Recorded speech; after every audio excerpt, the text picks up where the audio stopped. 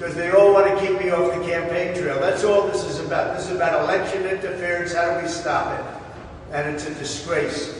And then you have the other thing that maybe is even more disgraceful is the gag order, where I can't basically, I have to watch every word I tell you people.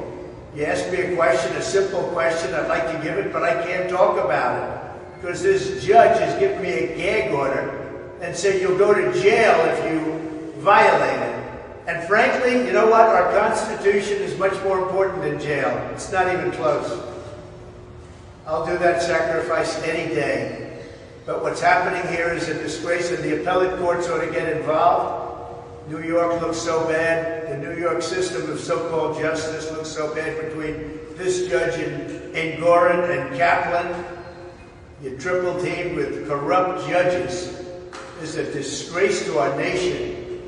So I should be out there campaigning, and they said 2, and the way I look at it, they're really talking about 3 weeks more.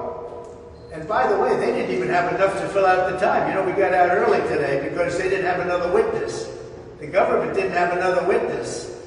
So they didn't even have time to fill it out. And then they complained. So I'll tell you what, I hope you report the story accurately. This is a real threat to our country, and it's a serious threat to the Constitution. In the meantime, Columbia University announced today they're not going to have their graduation. They're not going to have a ceremony. And that's happening all over the country. Our country is a mess.